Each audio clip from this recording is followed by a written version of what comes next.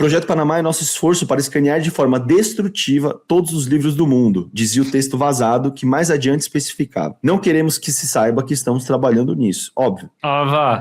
O cara começa a usar o Fables, aí ele fala assim... Eu queria que você agora utilizasse essa força total do Mega Brain com o Cop Chief. Cláudio, assim, ó, negativo. Eu sei o que você quer, rapazinho. Inteligência artificial destruindo livros. É isso mesmo que você entendeu. E nesse corte aqui a gente vai explicar um pouco melhor o que está acontecendo na Anthropic, a desenvolvedora do Cloud. Fica aí que a gente vai explicar para você. Reportagem do G1. Que é uma reportagem também em parceria com a BBC, do dia 10 de agosto de 2026. Por que empresas de IA estão destruindo milhares de livros ao redor do mundo? Sebos de vários países começaram a receber pedidos volumosos de livrarias antigas. Saiba o que está por trás disso e por que esses subtítulos do G1 são incríveis.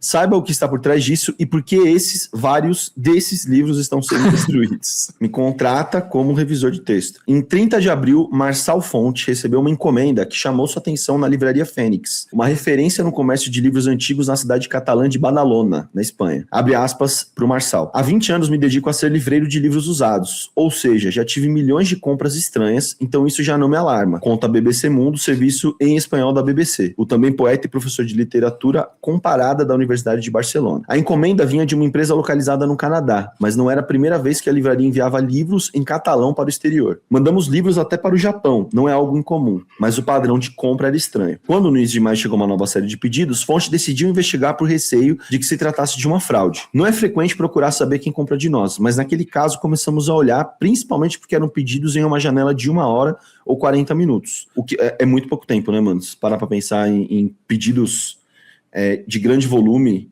intervalo é muito pouco. Tínhamos 3 ou 4 e-mails pedindo uma quantidade incomum de livros. E os custos Os cara comprou 1.000 livros e depois de 1 hora e 40, puta, esqueci de comprar os outros 2.000. Vou comprar mais 2.000 aqui pra... é um volume muito grande. E os custos de envio associados eram absurdos. Tem isso também, né? Porque os caras comprando do Canadá, os livros da Espanha. Então ele consultou seu amigo Javier Vinaixa, com quem compartilha, além do amor pelos livros e pelo humanismo, a paixão pela inteligência artificial. Ele me ligou e disse, olha, estou recebendo pedidos com padrões estranhos. O mesmo cliente envio para o exterior e pagando 3 vezes os custos de envio. E é louco isso, porque talvez o fato de pagarem 3 vezes o custo de envio, eu acho que não só por serem compras com um intervalo muito curto entre uma e outra, ou seja, você não aproveita o custo de envio para uma compra só, você também sai na frente de outros possíveis concorrentes, né?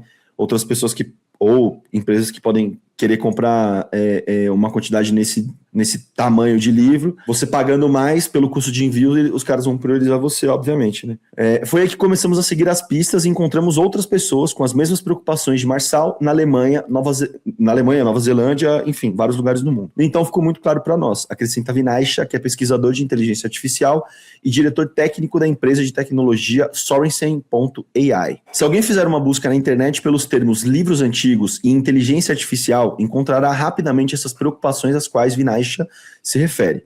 Em um artigo do jornal britânico The Telegraph, intitulado Barbárie Cultural, como as empresas de IA estão destruindo os livros do mundo, um livreiro de Haarlem, na Holanda, relata a surpresa que sentiu ao receber uma encomenda em massa de livros. No comércio de livros antigos, é muito raro que as pessoas queiram comprar mais de um livro. Portanto, se alguém chega e diz, quer algumas centenas dos seus livros, isso é muito estranho, contou o antiquário Peter de Vries, esses nomes holandeses maluco. O jornal The Guardian citou uma livraria no estado australiano de Vitória e que recebeu um pedido da mesma empresa que comprou os de Marçal Fon. Eles fizeram um pedido, pagaram antecipadamente e não questionaram os custos de envio, que a gente estava falando, né? Explicou Delfina Manor. Ambos os artigos, assim como aqueles que contaram a história do livreiro catalão, fazem referência à investigação jornalística que revelou o que é conhecido como Projeto Panamá. Em setembro de 2025, a empresa de inteligência artificial Anthropic, que é a desenvolvedora do Cloud, que acho que eles não citam no vídeo, na reportagem, concordou em pagar 1,5 bilhão de dólares para encerrar uma ação coletiva movida por autores que alegavam que a companhia havia utilizado suas obras sem permissão para treinar seus modelos de inteligência artificial. Olha. 4 meses depois, o jornal Washington Post publicou com exclusividade um documento que fez parte do processo judicial, no qual era mencionada a existência de um plano para digitalizar todas as obras escritas pela humanidade. Guardem isso. todas as obras escritas pela humanidade. O Projeto Panamá é nosso esforço para escanear de forma destrutiva todos os livros do mundo, dizia o texto vazado que mais adiante especificava. Não queremos que se saiba que estamos trabalhando nisso. Óbvio. Óbvio.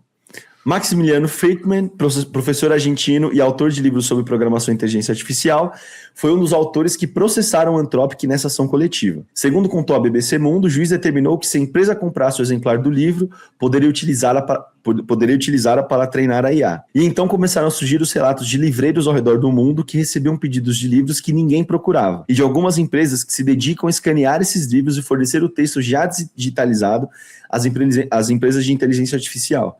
E aí que surge a questão das destruições dos livros. O procedimento destrutivo é basicamente um processo que começa com um corte da lombada para que as folhas fiquem soltas. Para exemplificar para vocês, se tem alguém no chat que não sabe o que é a lombada do livro, é o que junta as páginas. É essa parte do meio do livro aqui. Se você corta... Tem vídeo aqui. Tem vídeo, né? Tem um vídeo. Depois a gente vai... Verdade, a gente vai mostrar o vídeo no Instagram. Uma vez digitalizadas as páginas, o livro já não pode ser montado novamente e seus restos costumam ser enviados para reciclagem. As empresas escolhem essa segunda alternativa por uma questão de escala. Ela permite digitalizar milhões de exemplares com mais rapidez a um custo menor. No caso documentado pela Anthropic, para o Projeto Panamá, foi utilizado esse procedimento. Conclui Álvares. Isso é quando eles cortam, tá vendo? Entendi. Para ficar mais fácil de você escanear frente e verso do texto.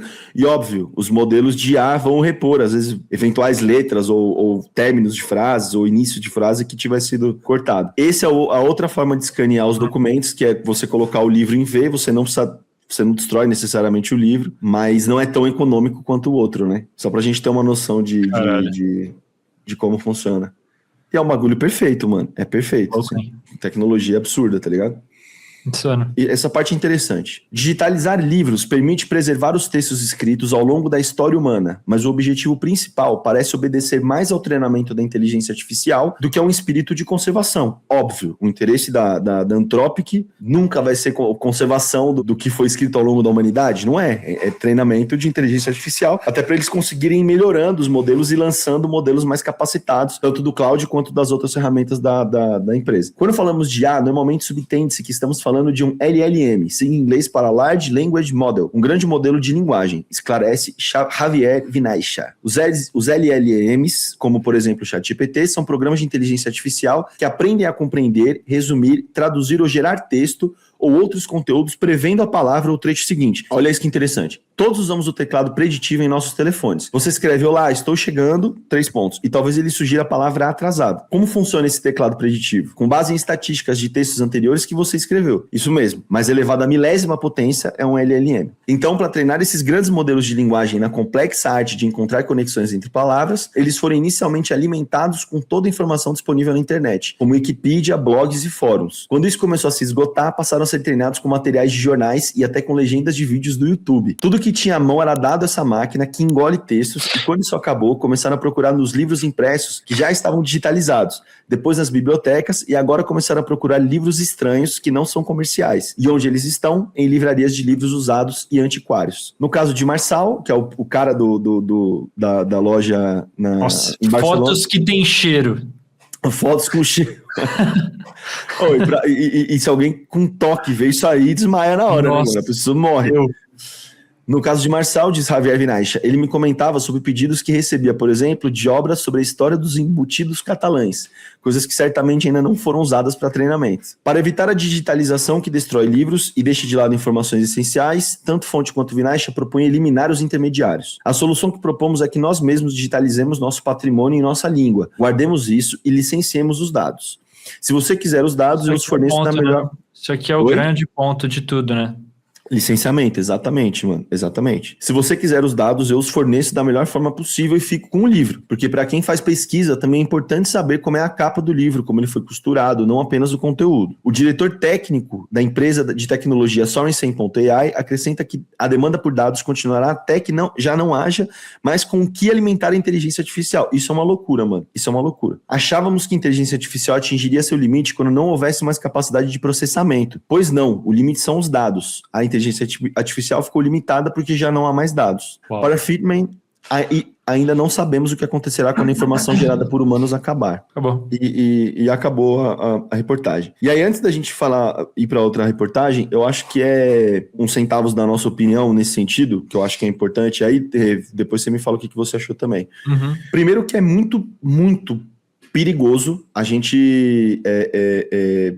isso é um processo acelerado cada vez mais e exponencial de destruição de materiais físicos. Porque, assim, a gente está no momento de avanço de tecnologia, de dados, de forma de consumir as coisas, que muitas pessoas já optam por não consumir livros físicos. Então, você tem os Kindles, os livros digitais, né? O que para muita gente é uma solução e ok. Audiolivro.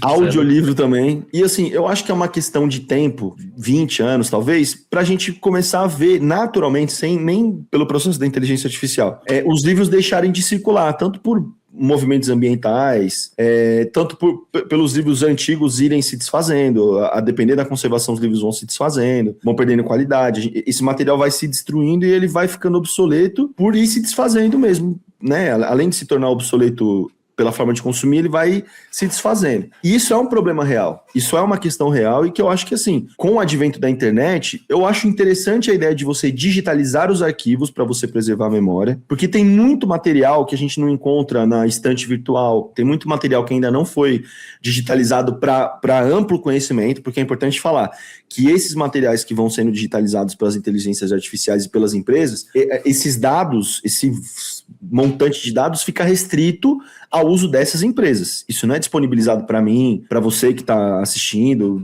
para o público no geral, para a população no geral. Isso fica restrito à base de dados da empresa, que a empresa usa para treinar os modelos de inteligência artificial, não para oferecer à população aquele conteúdo ou aquele material. Então, eu acho importante discutir e se pensar em formas de se digitalizar esse tipo de arquivo. Isso é uma coisa que eu acho que é importante de se fazer. Agora, sim, isso ser comprado aos montes, aos milhões, pela Anthropic, especificamente Anthropic, tá? Porque eles não citam nenhuma outra OpenAI, nenhuma outra desenvolvedora, é a Anthropic. Comprado pela Anthropic, digitalizado para treinar os modelos de inteligência artificial deles e destruído, eu acho que assim, é um bagulho... É assombroso, mano. É assombroso. Porque assim, daqui a um tempo... O que a gente pode ver acontecendo? Não, daqui a um tempo, bastante tempo, tá, galera? 30 anos, 40, 50 anos. Mas é importante de se pensar. Esses materiais pararem de circular e só ser acessado digitalmente e mediante assinatura. Porque a gente já está vendo uma série de tipo de conteúdo ser consumido exclusivamente mediante assinatura. Plataforma de stream de filme, música, Spotify, tem um monte de itens em casa que você tem que são hiperconectados a uma única central de controle, que você vai passar a ter assinatura, que vão permitir mais itens, ou você demandar funções específicas para esses itens. Então, assim, tem um episódio de Black Mirror da última temporada que eles fazem uma sátira disso, que a mina morre e eles conseguem colocar a vida nela mediante assinatura, tá ligado? Nossa. E aí, é muito louco, mano, é um episódio muito louco, que daí o cara sai da área de cobertura de rede e aí a mina morre. Aí ele tem que voltar pra área de cobertura pra ela voltar à vida, e aí ele vai na operadora e eles falam, que a gente lançou o pacote Master, agora o de vocês vai deixar de operar, tá ligado? Então, assim, é uma questão real que daqui a um tempo, a depender do tipo de consumo, menos tempo, a depender do tipo de consumo, mais tempo. A sociedade, o consumo caminha para o consumo sob assinatura. Então, assim, eu não ficaria surpreso se daqui a muito tempo o consumo desse tipo de material, do material gráfico, de literatura, de livros, qualquer que seja o campo de estudo, de conhecimento, seja acessível apenas por assinatura. Porque hoje a gente ainda consegue ter o livro físico, e isso ninguém vai tirar da gente. Se a gente preservar isso bem preservado, ninguém tira da gente. Eu coleciono vinil, por exemplo, eu coleciono disco, então tem gente que coleciona CD, tem a galera que tá começando a fazer uma coisa que eu tô achando muito da hora, mano, que são essas grandes bibliotecas digitais com uma infinidade de filme baixado, infinidade de série, de música. São formas de você, querendo ou não, ser dono do material que você tem para consumir. Você pagou, beleza, ou baixou, foda-se, pirateou, apoiamos. Mas você tem aquilo pra você, é teu. Mano, a maior parte das músicas que eu ouço, se o Spotify cai, se o YouTube cai, se a internet cai, eu não ouço mais, mano. Sim. Os filmes que eu gosto eu não vejo mais, as séries que eu gosto eu não vejo mais. Então, assim, é importante se discutir como digitalizar isso para que isso fique acessível para a população no geral e para fins de conservação. Agora, o que a Anthropic tá fazendo, mano, para mim é assombroso. Não, isso me passa uma vibe Fahrenheit 451, uma vibe nazismo queimando livros, tá ligado? Pô, também, mano. Tipo, também. me passa muito essa vibe e é isso que você falou, não é uma parada feita pra preservar o conhecimento, não, pô, é feito pra, tipo, eles roubarem, entre aspas, porque, assim, eles estão comprando, mas, assim, não dá o direito deles de comercializar a parada, né? Exato. E eles se tornam detentores. Aquele é o ponto da matéria que é o mais importante que eu te falei. Mas eles cuidarem das licenciaturas também, né? Exato. As licenciaturas, sim. Porque, assim, eles comprando, digitalizando e mantendo para si esses dados, né? Eles fodem toda uma cadeia de trabalho e de venda do trabalho, né? Então, assim, das pessoas que têm os direitos daquilo e tudo mais. Então, é muito complicado, mano. É complicado porque eles querem também... Eu sinto essa... Beleza, isso pode ser meio extremo, mas eu sinto um passo para se monopolizar certos tipos de conhecimento também que eram disponíveis de algumas formas. É muito diferente da popularização do conhecimento, é o caminho contrário. É a comercialização monopolizada do conhecimento que nem eles que criaram, tá ligado? Mas é muito sobre isso, é sobre assinatura e... Porque é aquilo, assinatura, você sempre vai estar gastando, não é? Tipo, você comprou o livro é seu e já era. Não, você aluga o livro agora. Exato. Tá porque aí é um gasto constante, eles vão estar sempre comercializando o mesmo produto e você vai sempre estar gastando com a parada. E assim, eu não quero que a gente também leve isso para um lado moral de tipo, não use inteligência artificial. Não. Porque, mano, querendo ou não, a gente... Esse bonde partiu já. Esse bonde já partiu. A gente é muitas vezes obrigado pelos empregos que a gente tem a usar, tá ligado? Ou então também, quando a gente está fazendo as nossas próprias coisas, a gente acaba se acostumando com a utilização disso no dia a dia também, porque é mesmo que você falar para a pessoa, pô, não usa internet, não usa o Instagram, não usa o YouTube, porque eles são do mal, tá ligado? Porque eles são cuzão, eles, sei lá, exploram e tal. Pô, tudo isso é verdade, mas assim, eu não acho que o boicote funcione para nada. Tá ligado? A não ser para sua própria consciência. Então, assim, eu acredito na regularização, né, em pressionar os agentes públicos, mas é uma luta muito difícil, porque essas empresas, elas se tornam tão grandes e tão ricas que esse dinheiro se torna poder político para elas influenciarem as leis e não serem pegas. Os caras vão montando lobby atrás de lobby. Como tipo, a gente sabe que é o Instagram, como a gente sabe que é a Meta, e etc. É até uma forma de monopolizar o conteúdo, até para que ele não seja usado para treinar outras inteligências artificiais. Porque se a Anthropic tem acesso a esse material, livros raros, livros que não tiveram uma tiragem muito grande, livros que não foram digitalizados ainda, eles compram tudo que tem disponível, digitalizam e destroem, é uma forma deles até não e ficam com isso privado para eles, esse conhecimento, é uma forma deles não permitirem que as outras inteligências artificiais acessem esse conhecimento para treinar os seus modelos de inteligência artificial, tá ligado? Então, assim, e até em complementando o que você está falando, Rê, o Felipe Vassão fez um vídeo recentemente falando sobre alguns usos responsáveis da inteligência artificial. E ele falou, cara, como ele um jeito que ele costuma usar, ele tem, por exemplo, uma ideia. E ele faz jingle também. Então, às vezes ele tem ideia para uma campanha, às vezes ele tem ideia para um jingle comercial, para uma música que ele vai fazer, alguma coisa que ele consegue estruturar. E ele falou assim, ó, eu estruturo sem utilizar a inteligência artificial. Eu coloco a minha ideia no papel, trabalho, pesquiso, sem utilizar a inteligência artificial. E aí, para ele pegar contrapontos ou possíveis furos que aquela ideia dele pode ter, ele joga no cloud, no ChatGPT, e pede para que a inteligência artificial traga para ele contrapontos, ou alguns furos argumentativos, algumas coisas que ele pode melhorar, que vão fazer com que ele mesmo pense em como melhorar aquela proposta inicial dele. Então ele usa a inteligência artificial não para ajudar ele a gerar a ideia, mas para provocá-lo a melhorar a ideia que ele mesmo teve. Então isso eu achei muito interessante, tá ligado? Louvável, senhor Felipe Bassão, louvável. E aí, só para terminar o corte, para não ficar um corte muito longo, A outra reportagem que eu mandei para você, se você colocar só na tela, nem vou ler muito dela, não. É só para traçar um paralelo que eu achei interessante. Só mostrando a referência aqui para as pessoas, para quem não conhece. Mostra, Fahrenheit 451 é um livro, e é um livro que virou filme também, que é um filme que eu vi na época da faculdade, assim. É um filme muito louco, assistam. Fahrenheit 451. Aqui é outra matéria. Vai lá. Por que tanta gente está falando do cloud? Conheça a IA que tem o modelo mais perigoso do mundo. Aí eles estão falando umas coisas muito interessantes, que é o seguinte: até então, a OpenAI era a empresa mais valiosa do ramo de desenvolvimento de inteligência artificial, e aí o cloud foi lançado 5 meses depois do ChatGPT, teve uma virada grande na valorização da empresa, porque eles focaram não em atendimento do usuário especificamente falando, mas emprestar o serviço de inteligência artificial para a empresa. Então você tem o Cloud Cowork, você tem várias ferramentas do cloud que são usadas e que elas acessam o teu computador, acessam o teu e-mail. A parte de programação, né? A parte de programação, do Cloud Code. Então, assim, isso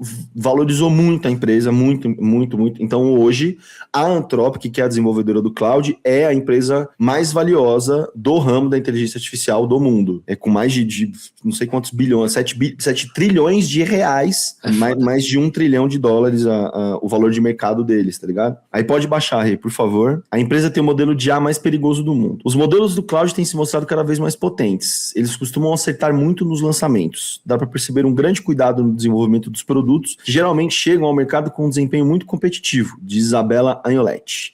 Ao mesmo tempo, especialistas alertam que os sistemas mais avançados da Anthropic também ampliam os riscos associados à inteligência artificial. No início de 2026, a empresa anunciou o Cloud Mythos, considerado por especialistas o modelo de IA... Aqui, ó, o mito. A gente conhece desde 2018. Considerado por especialistas o modelo de IA mais perigoso do mundo atualmente. Caraca. O sistema é descrito como extremamente rápido e capaz de encontrar brechas de segurança que passariam despercebidas por humanos. Aí, ó, o Mythos Preview, versão de teste, já encontrou milhares de vulnerabilidades de alta gravidade, incluindo algumas em todos os principais sistemas operacionais e navegadores de web. Devido ao seu alto poder e aos riscos que representa para a segurança nacional e geral, ele não foi liberado para o público comum. Em vez disso, a Anthropic criou um consórcio de empresas e agências governamentais com acesso à ferramenta, explica Diogo Cortis. Entre os integrantes do grupo estão Amazon, Apple, Microsoft, Google, Nvidia, que é quem serve as placas para os servidores, tá ligado? Broadcom e Mozilla. Cortis lembra que um exemplo da eficácia do modelo veio de um relatório do Mozilla. Ao utilizar o Mythos para analisar o navegador Firefox, a organização identificou uma grande quantidade de vulnerabilidades e falhas até então desconhecidas. Só as empresas que usam tudo com muita responsabilidade social, né? Não, lógico.